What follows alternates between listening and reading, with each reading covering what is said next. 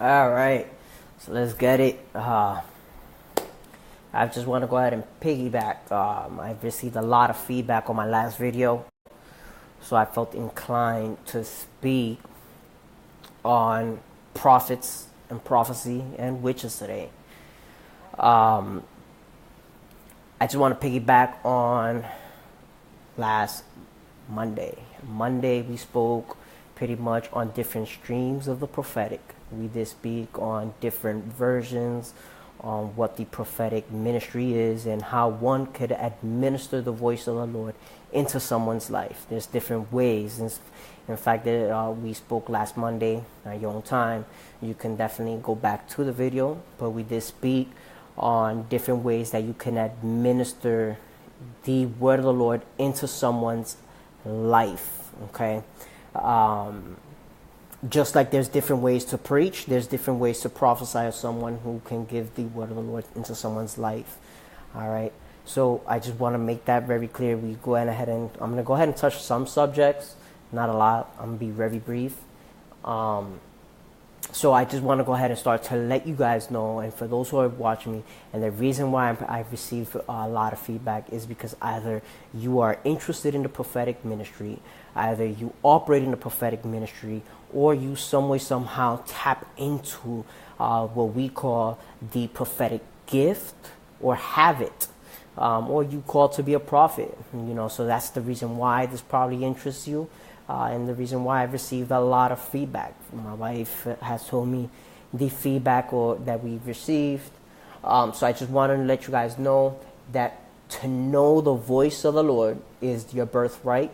For the Bible declares in the book of John, chapter 10, verse 27, that my sheep hear my voice, and I know them, and they follow me.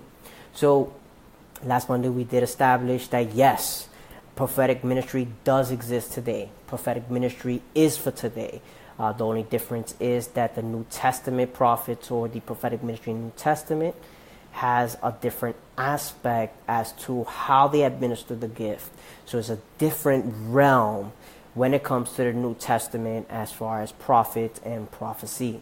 So Monday I touched this base on the different streams of prophecy, which are ways one administers the word of the Lord into someone's life. It's like creating a sermon, okay?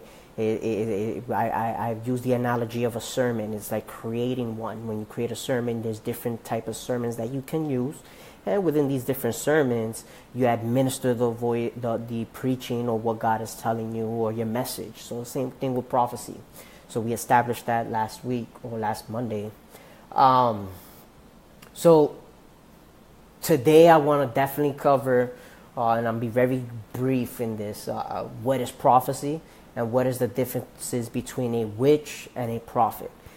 It is vital to know this because if you're called to prophetic ministry, if you're called to operating in the prophetic gift, or if God has indeed called you a prophet, it is vital that you know the source of information in which witches and warlocks and horoscope readers and hand and palm readers receive their information. Now we're going to get into that in a brief moment. So in this society, or in today's age, there has been a violent and aggressive attack in what we call prophets, prophecy, and prophetic ministry. So there is a violence and aggressive attack in today's society when it comes to prophets. Not everybody believes in them. Not everybody believes that they exist. And pretty much a lot of it has to do with not only, I'm not going to put the blame on the church, but the prophets not even a teaching. Or in fact, the prophetic ministry is in fact one of the ministries that lack academics. So they're not taught. We're taught to be pastors. We're taught to be evangelists, but we're nowhere is taught to be prophetic or become a prophet. So the prophets lack academics. All right. So we see a big attack, or we see an attack in the prophetic ministry, these are all signs that the prophets and prophetic ministries must rise like never before. And the reason being is because in today's society, today's society is a very lustful society. Not only is it a lustful society, but these are all signs of people who have gone desperate for the tomorrow. So because people don't know what's happening tomorrow, or the people don't understand the future, it is getting them crazy. So what they do is they incline themselves into horoscope readings. They incline themselves into what we call horoscopes, palm readers, the New Age movement. So it's because they are uncertain on what's going to happen tomorrow. And vision is actually the mobility, okay, or the power of mobility is vision. So without vision, there's no mobility, and prophets do bring vision. So, what is prophecy? That's the main question. What is prophecy? Last Monday, I did establish that prophecy is not knowing details. Okay, just because I can tell you your bank account number, social security number, where you came from, your mom's dog, your dad's dog, it does not make you a prophet. Nor is that prophecy. It's something we call words of knowledge. Okay, so I'm going to put that clear now. I spoke out on that on Monday. Prophecy indeed has two parts. Okay, when we talk about prophecy, there's two parts. We have foretell, which speaks the future, and then we have foretelling, which creates the future, or it uses the creative power of what God is speaking to deliver a word of the Lord. Okay. So prophecy, it's not details, all right? So just because I can tell you all these detailed information, that is actually words of knowledge. Words of knowledge co-labors, or it uses or it mixes up with prophecy, but it's not prophecy, all right? So last Monday, I did teach, or I spoke, that anybody who has the Spirit of Jesus can prophesy. And to further substantiate this, I did mention we can all prophesy. In 1 Corinthians chapter 14, Paul speaks on this matter in verses 1 through 5, where he says, "Pursue love and desire spiritual gifts, but especially that you may prophesy.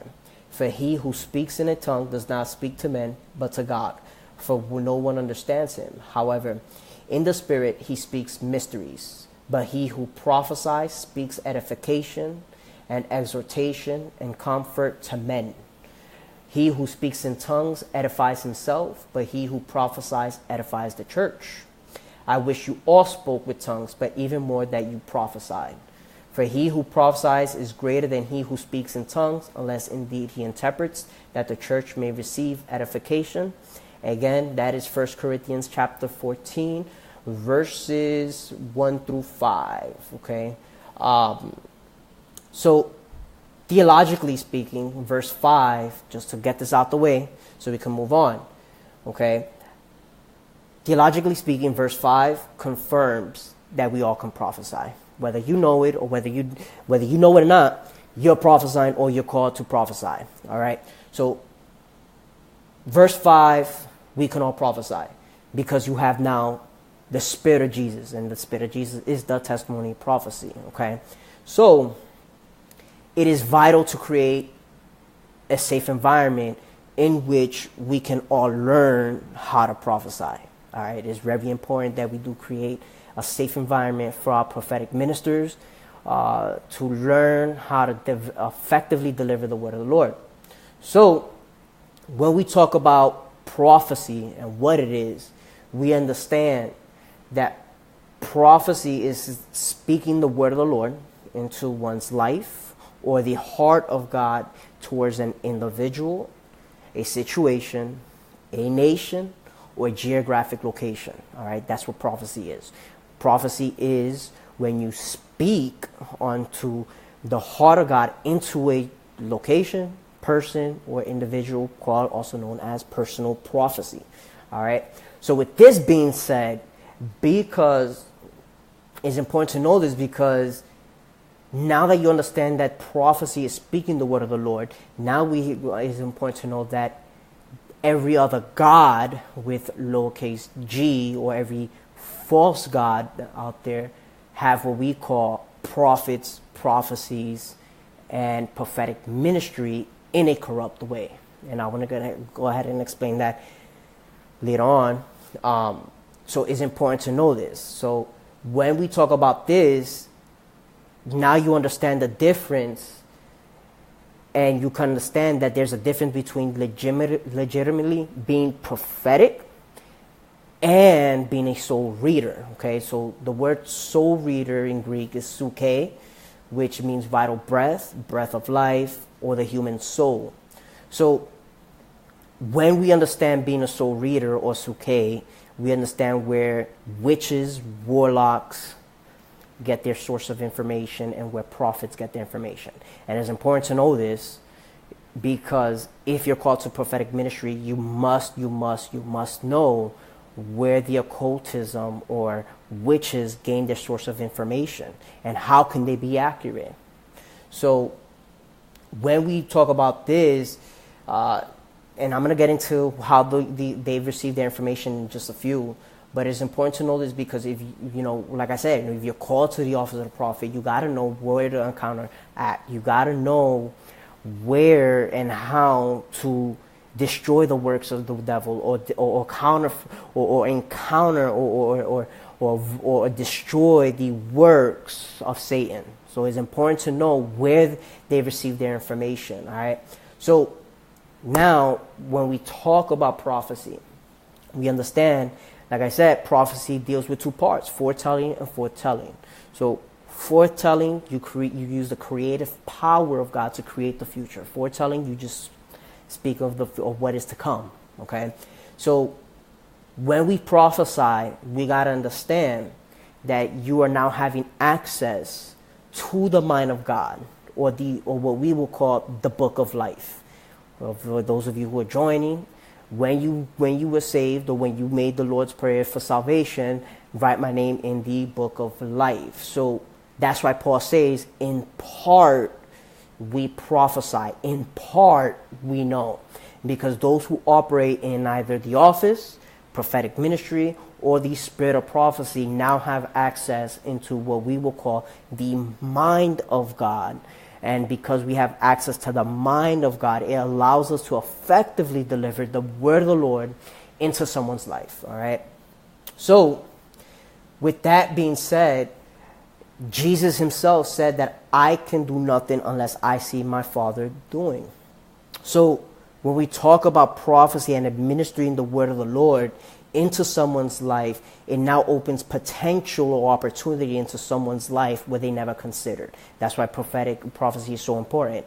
The woman in the well, Jesus spoke the matters of her heart, and she literally transformed the whole village to Christ because of a prophetic word. All right. So when we look at prophecy, it's like a tapestry. Okay, there's different realms and there's different ways which you can administer the prophecy. There is such thing as different types of prophets, which that perhaps will be another video. Like I said, last Monday I spoke on the streams. I believe I'm gonna go ahead and do another video explaining each stream and taking about 20 minutes or so to explain them. All right. But anyway, so prophecy is actually the oldest ministry in the Bible. All right. So Luke 11, right? The book of Luke 11, verses 50 through 51, all right, talks about and this is why I get the information as far as why prophets are the oldest ministry in the Bible. And here's why. Because Luke 11, verses 50 through 51 says that the blood of all prophets, which was shed from the foundation of the world, may be required of this generation, from the blood of Abel to the blood of Zechariah, who perished between the altar and the temple. Yes, I say to you, it shall be required of this generation. This is Jesus speaking. So if Jesus mentioned Abel being the first prophet, then Abel is indeed the first prophet in the Bible. All right.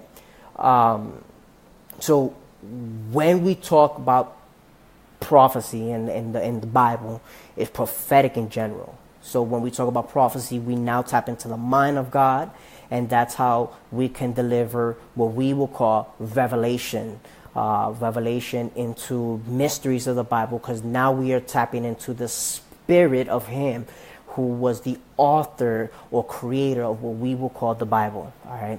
So for those who are interested in the prophetic or believe they're called to the office of the prophet, you now know that there's more than an obligation, or there's more to what God has called you to do, or what God has called you besides speaking or delivering prophecy.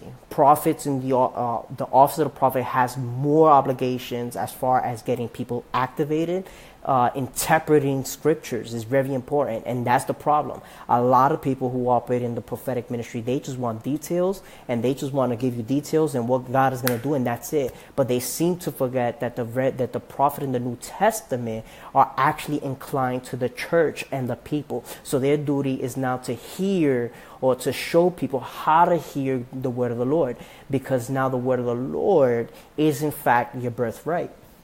So when we talk about the power of prophecy to an individual, we can find it in the book of Psalms 139. I'm not going to go ahead and read it because I'm going to be very short today, but prophecy and the effects of prophecy, you can find it in the book of Psalms 139. All right. So when we now administer the mind of God into someone's life, okay, we now understand that prophecy now becomes like an earthquake. All right. So it has a double-sided effect. So when we talk about prophecy, we now know, and the reason why I use the analogy as an earthquake is because when an earthquake happens, we all know science, plate tectonics, shaking together. We know that one place is impacted, but everywhere around that place now feels the impact of what happened in the middle. Although the middle was strong enough, it was strong enough to impact everything else around it, where different cities can feel the shaking as well. Maybe not as hard as where the city that is getting hit, but around it they can feel the tremble. The prophetic word, or when we talk about prophecy, is just like that. When you administer the mind of God into someone's life, it's like an earthquake. Because that individual received that prophetic word, if you're smart, then you will take that word for you and make it happen. So that is why prophetic, or the administering the mind of God, has a double-sided effect when we talk about ministering the word of the Lord.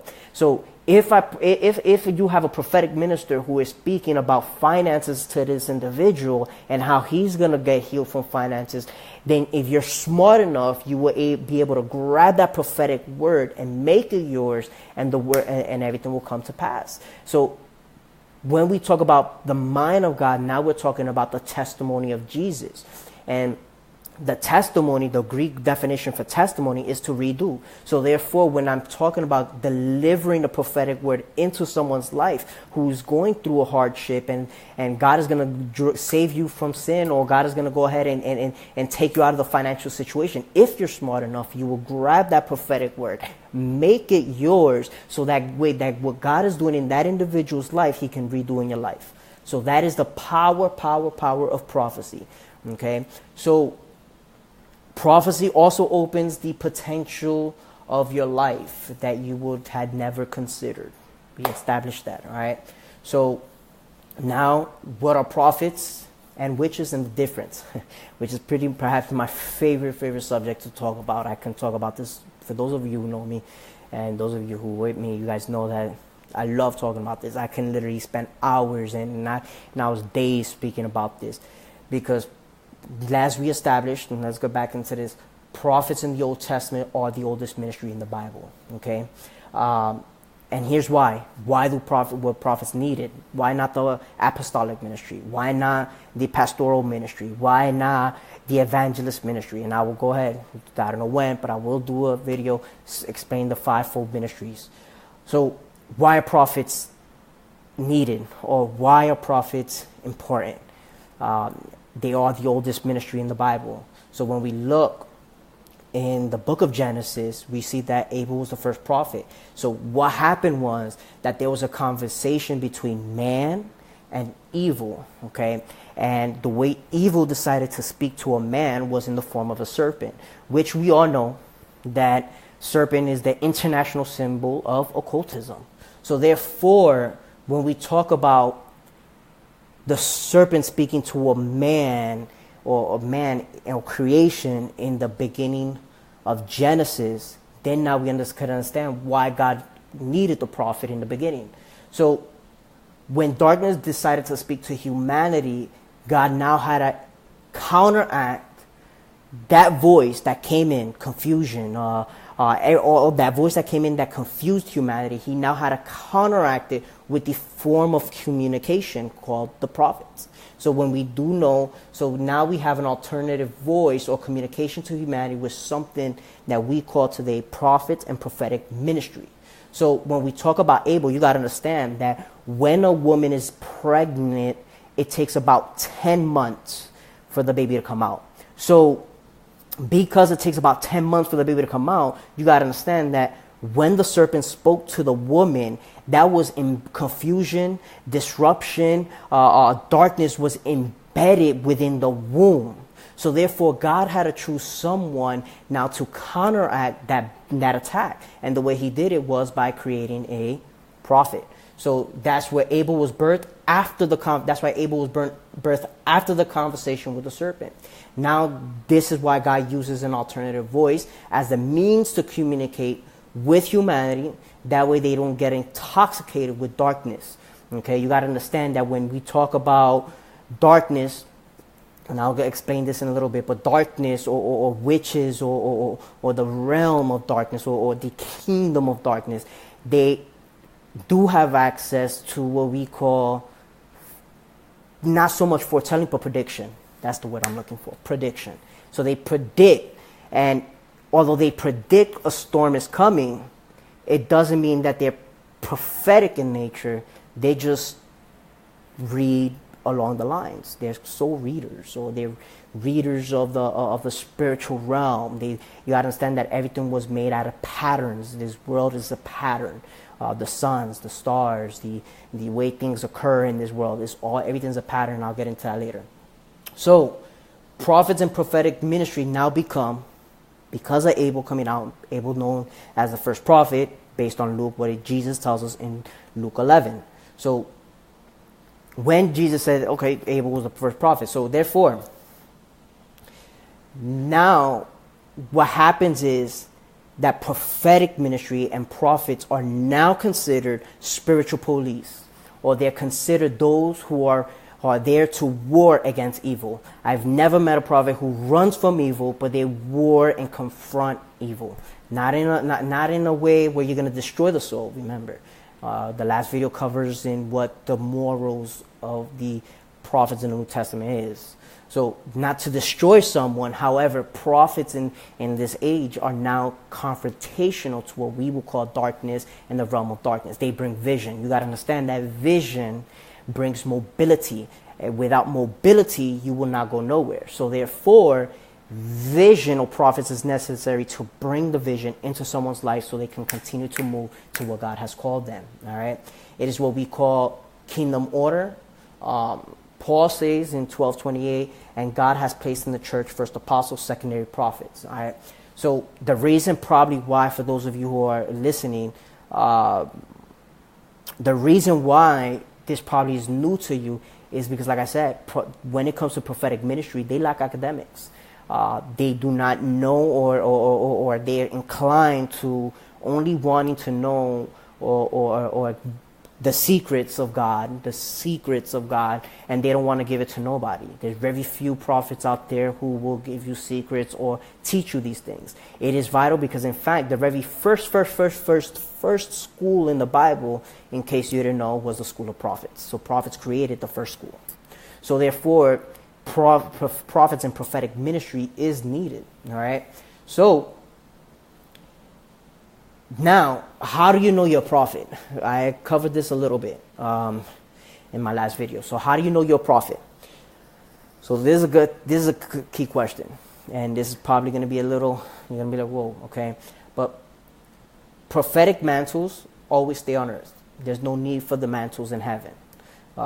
Heaven does not need ministry, okay? So because there's no ministry, all right, I believe a prophet cannot call himself a prophet. First, self-proclaimed, fruit speak. The church affirms the prophet, okay, or the people affirms. That's why you have to let the fruit speak. For those of you who know me, you know I don't go around, oh yeah, I'm the prophet. No, I allow my fruits to speak for themselves. The church affirms them, all right?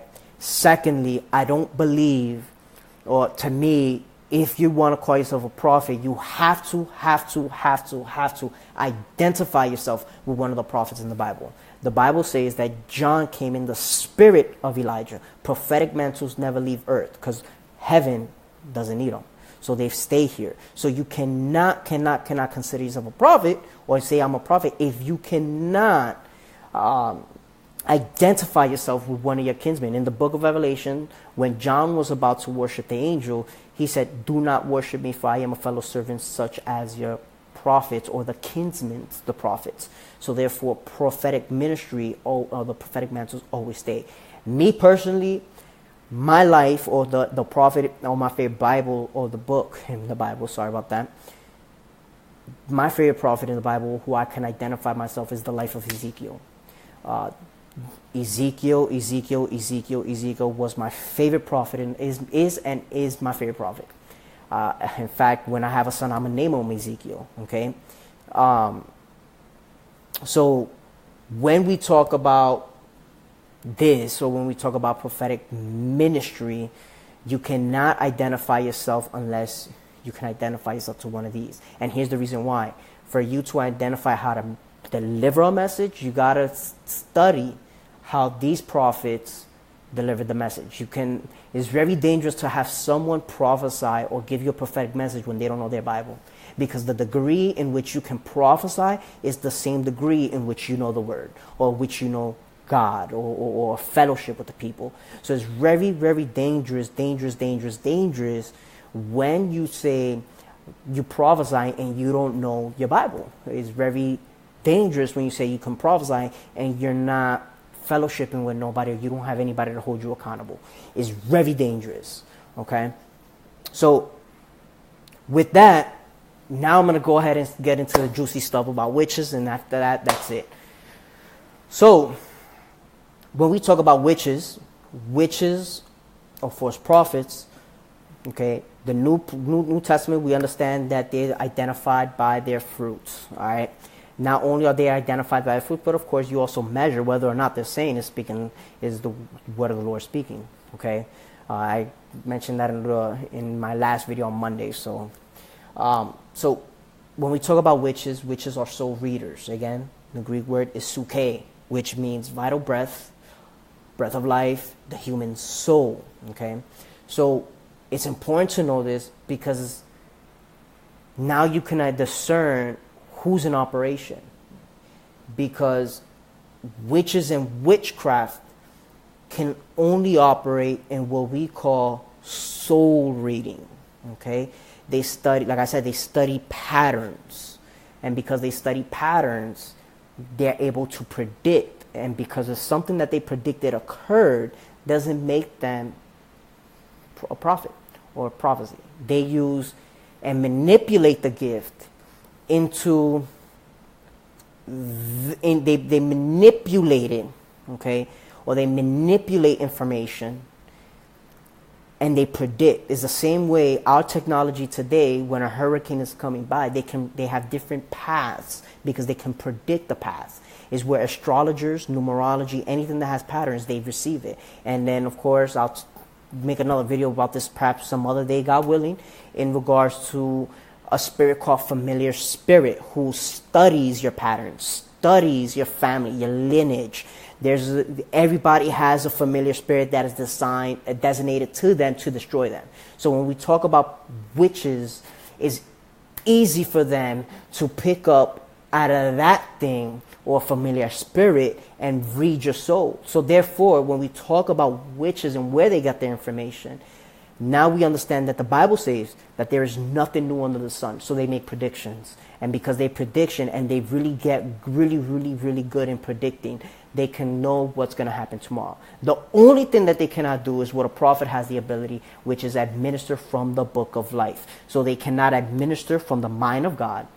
They cannot create the future. The prophet or prophetic ministry or anybody who operates in this has the ability to see an attack and change it. Witches cannot do that. They can predict the attack, and if it happens, it happens. If not, oh well. So when we talk about this, they can give you details, but they cannot access the mind of God. And the reason why I mentioned this information and where they get this information is because when you move in prophetic ministry, and if is your desire to move in prophetic ministry, it is very, very important that you are not prophesying with the motive of looking for detail to someone's life, because it is easy for you to go ahead and turn into what we would call a soul reader. So you have to be very, very careful when it comes to this, because this is where witches and palm readers get their information. So they predict the future, but they cannot tell you the future. All right, so they cannot foretell, nor they can foretell. All right, so that's where they get the information, is what we will call a familiar spirit. Like I said, I'll speak on that some other day. But this is the difference between the witches and the prophets. The prophets administer the mind, the heart of God. Witches, they usually do it to predict, to make themselves look good. And of course, by the fruits, you recognize them, because the Bible says, the New Testament at least, declares that by fruits you shall know them. And I mentioned that in my earlier video. So you can phantom all the mysteries you want. However, if you don't have love, what does it matter? Okay, so there you go. Witches, prophets, and prophecy. So that's the difference. That's what prophecy is. I will see you guys next week. Peace.